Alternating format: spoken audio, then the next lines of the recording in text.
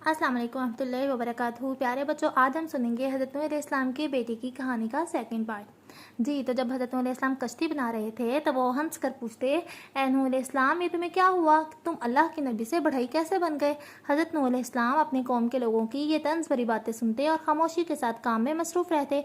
कुछ दिनों बाद उनकी कश्ती बनकर तैयार हो गई। अल्लाह ताला ने उन्हें हुक्म दिया कि वो अपने घर के लोगों और उन लोगों को भी साथ लेकर कश्ती में सवार हो जाएं जो ईमान ला चुके हैं। उसके अलावा हर जानवर का एक एक जोड़ा भी साथ रख लें। काफिरों ने जब ये देखा तो फिर इनका मजाक उड़ाने के लिए जमा हो गए। वो हंस हंस कर पूछते, ए नूह अलैहिस्सलाम, क्या तुम इस कश्ती को खुश्की पर चलाओगे? यहाँ कोई दरिया समुंदर तो है नहीं। दूसरा तंज़ी अंदाज में कहता, भाई ये अल्लाह के पैगंबर हैं, इन्हें ज़्यादा मत सताओ, नहीं तो अपने अल्लाह से कहकर अजाब ले आएंगे। कोई कहता, हमारे तो कान पक गए हैं अजाब सुन सुनकर। आखिर नूह अलैहिस्सलाम अपने खुदा का वो अजाब जिससे हमें डराते हैं ले क्यों नहीं आते? मगर हज़रत नूह अलैहिस्सलाम उनकी बातों की कतई परवाह न करते। वो खामोशी के साथ अपने काम से काम रखते। क्यों भाईजान, हज़रत नूह अलैहिस्सलाम जवाब क्यों नहीं देते थे काफिरों के मजाक का? वामिक ने अचानक सवाल कर दिया। भाई, जवाब देकर क्या करते? तुमने ये तो देखा होगा कि किसी अजनबी आदमी को गली से गुजरते देखकर कुत्ता भौंकने लगता है, मगर वो आदमी जवाब दिए बगैर अपना रास्ता तय करता हुआ चला जाता है। अब अगर वो रुक कर कुत्ते के भौंकने का जवाब दे तो मंजिल पर कैसे पहुंचे? हज़रत नूह अलैहिस्सलाम भी इसीलिए खामोश रहते हैं कि इन जाहिलों की बातों का जवाब देने में क्यों वक्त ज़ाया किया जाए। भाईजान ने उसे समझाते हुए कहा। फिर कहानी का सिरा जहाँ से तोड़ा था वहीं से जोड़ते हुए कहने लगे, हाँ, तो हज़रत नूह अलैहिस्सलाम ने अल्लाह ताला के हुक्म के मुताबिक कश्ती तैयार करके उसमें तमाम अफराद को जो ईमान ले आए थे, खाने पीने का सामान और हर जानवर का एक एक जोड़ा कश्ती में रख लिया। अल्लाह ताला ने ज़मीन और आसमान को हुक्म दिया कि वो अपना पानी उगलना और बरसाना शुरू कर दें। हुक्म मिलते ही ज़मीन से पानी उबलना और आसमान से बरसना शुरू हो गया। चारों तरफ पानी भरने लगा। देखते ही देखते हज़रत नूह अलैहिस्सलाम की कश्ती उस पानी में तैरने लगी। लोग बदहवास होकर बचाव के लिए इधर उधर भागने लगे। अब लोगों को हज़रत नूह अलैहिस्सलाम से मजाक करने के बजाय अपनी अपनी जान बचाने की फिक्र थी। आसमान से मूसलाधार पानी बरस रहा था और ज़मीन भी अपना पानी उगल रही थी। घरों में पानी भरने लगा था। लोग अल्लाह ताला पर ईमान लाकर हज़रत नूह अलैहिस्सलाम की कश्ती में सवार होने के बजाय इधर उधर महफूज मुकामात की तलाश में भाग रहे थे। उन ही लोगों में हज़रत नूह अलैहिस्सलाम का नाफरमान और ज़िद्दी बेटा भी था। वो भी जान बचाने के लिए इधर उधर भाग रहा था। हज़रत नूह अलैहिस्सलाम ने उसे आवाज़ दी और कहा, बेटा, अब भी वक्त है, अल्लाह पर ईमान ले आओ और मेरी कश्ती में बैठकर खुद को नाफरमानों के साथ डूब कर मरने से बचा लो। मगर उनके बेटे ने अपने बाप की बात ना मानी। वो चीख कर बोला, मैं अनदेखे अल्लाह पर ईमान नहीं लाऊंगा, मैं पहाड़ की चोटी पर चढ़कर जान बचा लूंगा।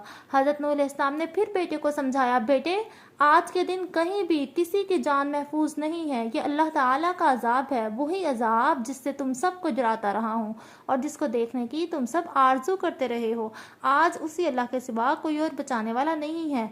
बेटा, अपने बाप की बात मान लो और मेरे साथ कश्ती में सवार हो जाओ।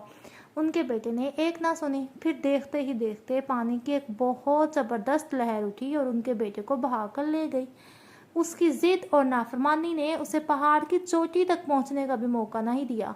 पानी था कि लम्हा ब लम्हा बढ़ता चला जा रहा था और कहीं रुकने का नाम ही ना लेता था। फिर वो पानी इस कदर बढ़ गया कि ऊंचे ऊंचे पहाड़ भी उसमें डूब गए। हज़रत नूह अलैहिस्सलाम की कौम के तमाम नाफरमान, जिद्दी और सरकश लोग सैलाब की रेले में बहकर ख़त्म हो गए। उनके बड़े बड़े मजबूत मकानात, जिन्हें वो अपने लिए बड़ी पनाहगाह समझते थे, मिट्टी के घरोंदों की तरह पानी में बह गए। जब एक भी नाफरमान जमीन पर बाकी न बचा तब अल्लाह ताला ने पानी को रुक जाने का हुक्म दिया। पानी के रुकते ही हज़रत नूह अलैहिस्सलाम की कश्ती जूदी पहाड़ पर ठहर गई। ज़मीन ने अल्लाह ताला के हुक्म से सारा पानी अपने अंदर जज़ब कर लिया।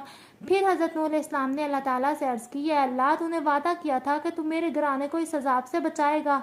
मेरा बेटा तो मेरी आंखों के सामने पानी में गर्क होकर हलाक हो गया, हालांकि वो भी मेरे घराने से मुतालिक था। अल्लाह ताला ने जवाब में फरमाया, ए नूह अलैहिस्सलाम, बिलाशुबा तेरा बेटा तेरे घराने से था, मगर इसके आमाल तेरे जैसे ना थे। वो अल्लाह ताला का मुनकिर ही नहीं, सरकश भी था। क्या तूने उसे कश्ती में सवार हो जाने की दावत नहीं दी थी? वो अपनी नाफरमानी और जिद की वजह से हलाक हुआ है, इसलिए उसका तुझसे कोई ताल्लुक ना था। हमसे ऐसा सवाल ना कर जिससे तू वाकिफ नहीं।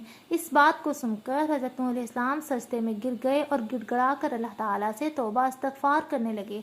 अब अल्लाह ताला ने हज़रत नूह अलैहिस्सलाम को कश्ती पर से उतर जाने का हुक्म दिया और कहा, تجھ پر اور وہ لوگ جو ایمان لائے ہیں ان پر ہماری برکتیں اور رحمتیں نازل ہوں گی۔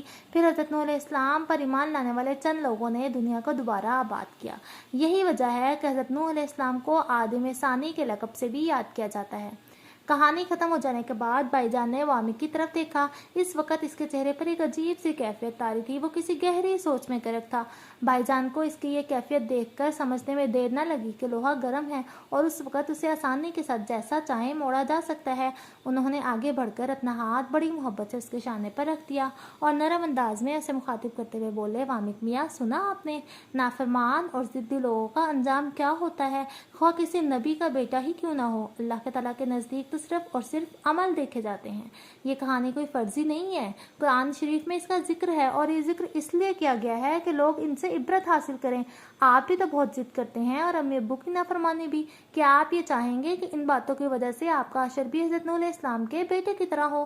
وامک میں اس سے زیادہ کچھ سننے کی تاب نہیں تھی۔ وہ بھائی جان کی باتیں سن کر پھوٹ پھوٹ کر رونے لگا۔ وہ سسکیاں لیتے ہوئے بولا، نہیں بھائی جان، قطعی نہیں، میں وعدہ کرتا ہوں کہ اب کبھی کوئی ضد نہیں کروں گا۔ امی ابو اور ماسٹر صاحب جو کہیں گے ان باتوں پر پوری طرح عمل کروں گا۔ بھائی جان نے اسے آگے بڑھ کر گلے سے لگا لیا۔ وہ مسکرا کر اس کے سر پر محبت سے ہاتھ پھیرتے ہوئے بولے، مجھے خوشی ہے کہ تم نے قرآن کے مفہوم کو سمجھ کر بری باتوں سے توبہ کر لی۔ قرآن کریم کا مقصد بھی یہی ہے کہ لوگ وہ کام نہ کریں جس کی وجہ سے پہلی قومیں تباہ و برباد ہوئیں۔ جی تو پیارے بچوں، آپ نے حضرت نوح علیہ السلام کے بیٹے کی کہانی سے کیا سبق سیکھا؟ یہ آپ کمنٹ میں بتائیے گا اور اس چینل کو سبسکرائب کر دیجیے گا۔